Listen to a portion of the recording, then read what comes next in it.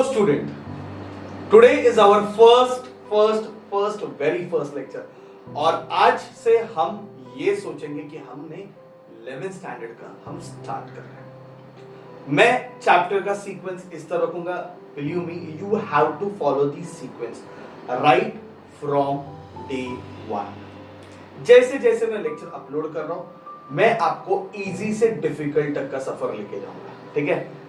I am going to discuss everything which is required for JEE, NEET, your boards, everything, right?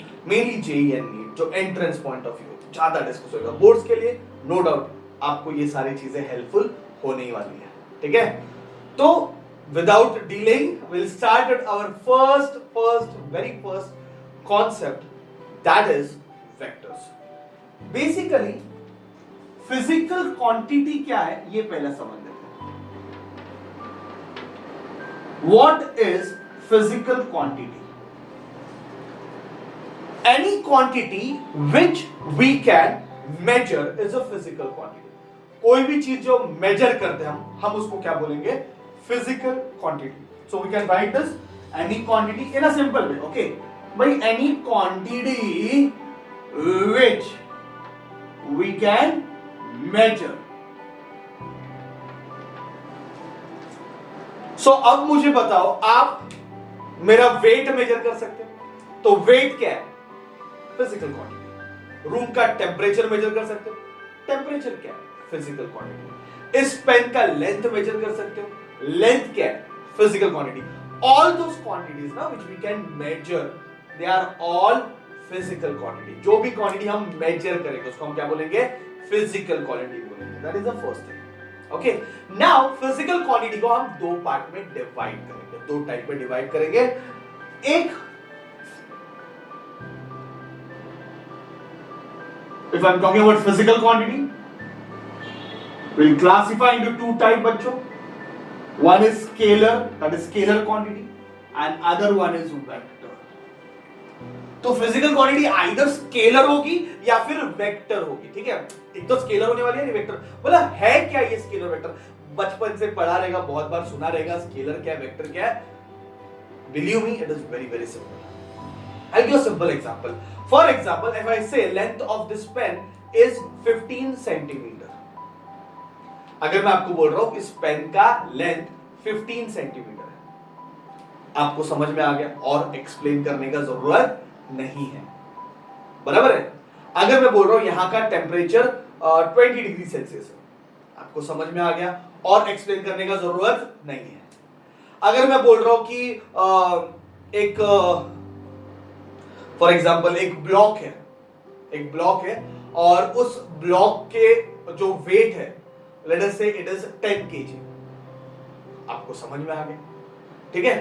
तो ये सारी quantities देखो, मैंने length बताया, मैंने टेम्परेचर बताया, मैंने वेट बताया, जैसे मैं आपको बताता हूं आपको समझ में आता है और एक्सप्लेन करने का जरूरत नहीं है। मैं बोल रहा हूं लेंथ 15 सेंटीमीटर है, आप समझ गए। तो ये 15 क्या है? वैल्यू है। मैं बोल रहा हूं रूम टेम्परेचर 20 डिग्री सेल्सियस, ये 20 क्या है? वैल्यू है। मैं बोल रहा हूं ब्लॉक का वेट 10 kg, ये 10 क्या है? वैल्यू है। वैल्यू का मतलब होता है मैग्नीट्यूड। वैल्यू का मतलब क्या होता है? मैग्नीट्यूड। तो मैं आपको सिर्फ मैग्नीट्यूड बता रहा हूं, ओनली मैग्नीट्यूड। मैंने आपको सिर्फ मैग्नीट्यूड कि मैंने बोला पेन का लेंथ 15 सेंटीमीटर है, तो मैंने आपको सिर्फ मैग्नीट्यूड बताया। मैं बोल रहा हूं ब्लॉक का वेट है 10 kg, मैंने आपको क्या बताया? सिर्फ मैग्नीट्यूड बताया। तो जब मैं सिर्फ मैग्नीट्यूड बताता हूं ना, आपको समझ में आ जाता है और एक्सप्लेन करने का जरूरत नहीं। आप समझ गए, इसको और एक्सप्लेन मत करो, बस समझ गए कि ब्लॉक का वेट 10 kg है, बात खत्म हो गया। Then that quantity is called scalar quantity। मतलब स्केलर क्वांटिटी को हम सिर्फ मैग्नीट्यूड से एक्सप्लेन करते हैं। मैग्नीट्यूड का मतलब क्या होता है बच्चों? वैल्यू, है ना।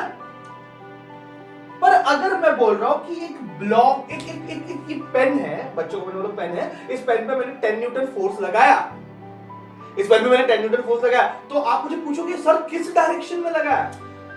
Now your direction is important. अगर मुझे किसी को घर पे भेजना है उसके, ओके, मतलब मेरे घर पे भेजना, चलो ऐसा होता है कि एक बंदा है, मतलब उसने पूछा कि सर इसका एड्रेस बताओ किधर है, आप बोलोगे यहाँ से 3 किलोमीटर चलो, यहाँ पे 4 किलोमीटर जाओ। आप सिर्फ वैल्यू नहीं बता रहे हो, आप डायरेक्शन भी बता रहे हो। तो देयर आर सम क्वांटिटीज जिसको एक्सप्लेन करने के लिए मैग्नीट्यूड भी चाहिए और डायरेक्शन भी चाहिए। There are some quantities which require magnitude as well as direction. Such quantities are called vector quantity. तो वेक्टर का जब बात करता हूं तो इसमें आपको मैग्नीट्यूड तो बताना ही है, प्लस आपको डायरेक्शन भी बताना है। तो मैग्नीट्यूड भी चाहिए, डायरेक्शन भी चाहिए। Such quantities are called vector quantities. ठीक है, देखो मैं अगर बोल रहा हूं एक ब्लॉक पे मैंने 10 न्यूटन फोर्स लगाया, आपके दिमाग में क्वेश्चन मार्क है, आपको आइडिया क्लियर नहीं हुआ कि फोर्स 10 न्यूटन तो लगा, पर किस डायरेक्शन में। तो मैंने बोला भाई कि लेफ्ट की तरफ मैंने लगाया, राइट की तरफ मैंने 10 न्यूटन लगाया, तो मुझे डायरेक्शन बताना पड़ेगा। तो मैग्नीट्यूड भी चाहिए और डायरेक्शन भी चाहिए, दोनों चीजें चाहिए, तो ही वो मुझे क्वांटिटी समझ में आएगी। ऐसे क्वांटिटीज जो है उसको हम वेक्टर क्वांटिटी बोलते हैं। तो यहां पे अगर मैं बात करता हूं लेंथ की, मास की, टेम्परेचर की, तो they are all scalar quantity, इनको डायरेक्शन नहीं होता है। पर जब मैं वेक्टर की बात करता हूं तो फोर्स आ जाएगा, डिस्प्लेसमेंट आ जाएगा, धीरे धीरे हम पढ़ेंगे वेलोसिटी आ जाएगी, बहुत सारी चीजें इसमें आने वाली है। ठीक है, जो कि वेक्टर क्वांटिटीज में मैग्नीट्यूड भी चाहिए और डायरेक्शन भी चाहिए। ठीक है बच्चों, so I hope your understanding it is very simple, it is very natural. ठीक है, स्केलर क्या वेक्टर क्या। अब मैं थोड़ा सा ना इसको प्रिसाइसली और थोड़ा डेवलप करूंगा, ये कॉन्सेप्ट बहुत इंपॉर्टेंट है। अगर मैं बच्चों को पूछता हूं करंट क्या है, व्हाट इज करंट, तो करंट अपन बोलते हैं 10 एम्पीयर करंट है, 2 एम्पीयर करंट है, 3 एम्पीयर करंट है, मैग्नीट्यूड है। और करंट हमेशा फ्लो होता है पॉजिटिव से negative direction. Current electricity chapter में देख लीजिए करंट कैसे फ्लो होता है, पॉजिटिव से नेगेटिव। मतलब करंट का हम क्या बताते हैं, डायरेक्शन भी बताते हैं। तो करंट को मैग्नीट्यूड है और डायरेक्शन है। तो करंट स्केलर हो गया कि वेक्टर हो गया, तो काफी जन बोलते हैं कि वेक्टर है, पर नहीं, क्योंकि वेक्टर बनने के लिए एक और चीज की जरूरत है।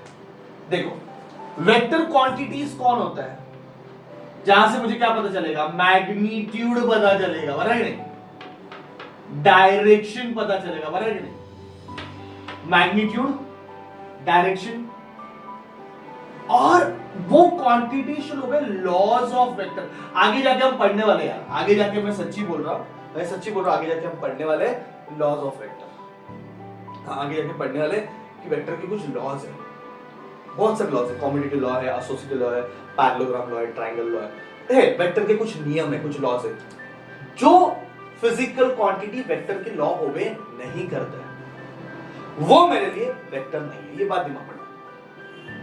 जैसे एग्जांपल है करंट का, करंट के पास मैग्नीट्यूड है, करंट के पास डायरेक्शन है कि भाई पॉजिटिव से नेगेटिव जाता है, करंट का मैग्नीट्यूड है, डायरेक्शन है, पर करंट वेक्टर के लॉज ओबे नहीं करता। तो इसलिए मेरे लिए करंट वेक्टर क्वांटिटी नहीं है, वो मेरे लिए स्केलर है। तो ये पॉइंट भी आप अच्छे से दिमाग में रखो। वेक्टर क्वांटिटी डेफिनेशन याद रखो, vector quantity are those quantities which has a magnitude, which has a direction, should obey laws of vector। Vector के लॉज ओबे होने बहुत जरूरी है।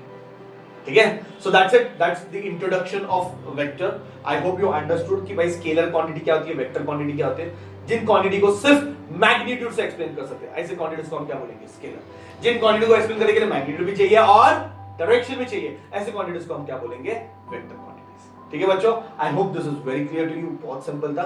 ठीक है, धीरे धीरे हम छोटे छोटे वीडियोस बनाते हैं, छोटे छोटे कॉन्सेप्ट हम पढ़ेंगे। तो अभी ये लेक्चर में, ये कॉन्सेप्ट में हमने पढ़ा कि भाई स्केलर क्या है, वेक्टर क्या है। ठीक है, प्लीज नोट डाउन करो, अच्छे से दिमाग में रखो। और वेक्टर का सबसे खास बात, वेक्टर के लॉज ओबे होने बहुत जरूरी है। जो वेक्टर के लॉज ओबे नहीं करेगा वो वेक्टर नहीं है। ठीक है बच्चों, थैंक यू वेरी मच।